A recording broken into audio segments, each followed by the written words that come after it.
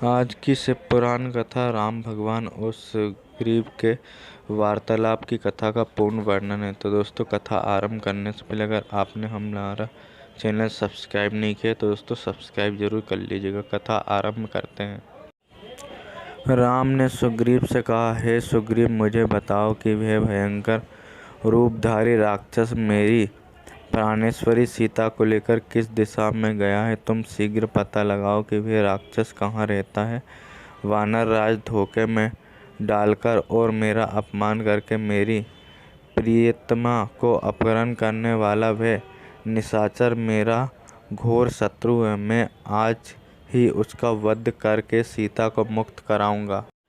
राम के शोक से पीड़ित वचन को सुनकर सुग्रीव ने उन्हें आश्वासन दिया, है राम, मैं नीच कुल में उत्पन्न उस पापात्म राक्षस की शक्ति और गुप्त स्थान से परिचित नहीं हूँ, किंतु मैं आपको विश्वास दिलाता हूँ कि मैं शीघ्र ही ऐसा यत्न करूँगा कि मिथिलेश कुमारी सीता आपको मिल जाए। अतः आप धैर्य धारण करें। इस प्रकार से व्याकुल होना व्यर्थ है। व्याकुल होने पर मनुष्य की बुद्धि गंभीर नहीं रह पाती। आपको इस प्रकार से अधीर होना शोभा नहीं देता। मुझे भी पत्नी के विरह का महान कष्ट प्राप्त हुआ है, तथापि मैं पत्नी के लिए निरंतर शोक नहीं करता। जब मैं वानर होकर धैर्य धारण कर सकता हूँ तो आप तो नर है, परमात्मा महात्मा और सुसज्जित है। आप मुझसे भी अधिक धैर्य धारण कर सकते हैं।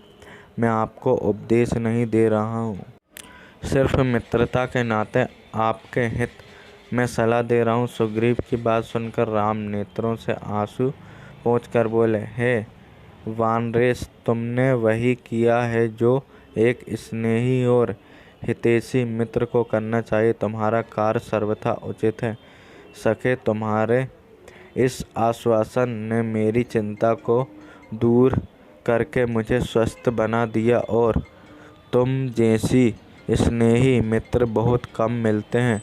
तुम सीता का पता लगाने में मेरी सहायता करो और मैं तुम्हारे सामने ही दुष्ट बलि का वध करूंगा। उसके विषय में तुम मुझे सारी बातें बताओ। विश्वास करो, बलि मेरे हाथों से नहीं बच सकता। राम की प्रतिज्ञा से संतुष्ट होकर सुग्रीव बोले, हे रघुकुल मणि, बलि ने मेरा राज और मेरी प्यारी पत्नी मुझसे छीन ली है। अब वह दिन रात मुझे मारने का उपाय सोचा करता है। उसके भय के कारण ही मैं इस पर्वत पर निवास करता हूँ। उससे ही भयभीत होकर मेरे सब साथी एक एक करके मेरा साथ छोड़ गए हैं।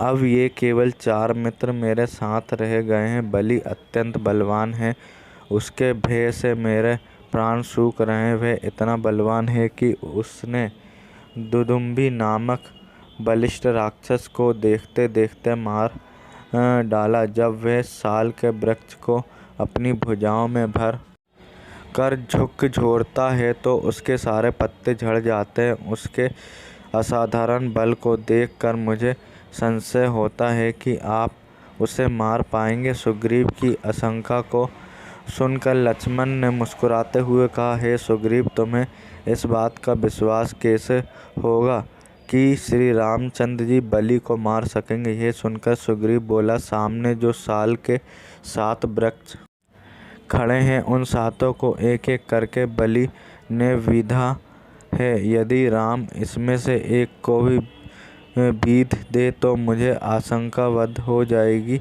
ऐसी बात नहीं है कि मुझे राम की शक्ति पर पूर्ण विश्वास नहीं है, किंतु मैं केवल बलि से भयभीत होने के कारण ही ऐसा कह रहा हूँ। सुग्रीव के ऐसा कहने पर राम ने धनुष पर प्रत्यंचा चढ़ाई और बाण छोड़ दिया, जिसने भीषण टकार करते हुए एक साथ 7 साल वृक्षों को और पर्वत शिखर को भी बीध डाला। राम के इस पराक्रम को देखकर सुग्रीव विस्मित रह गया और उनकी भूरी भूरी प्रशंसा करते हुए बोला, प्रभु, बलि को मार कर आप मुझे अवश्य निश्चिंत कर दें।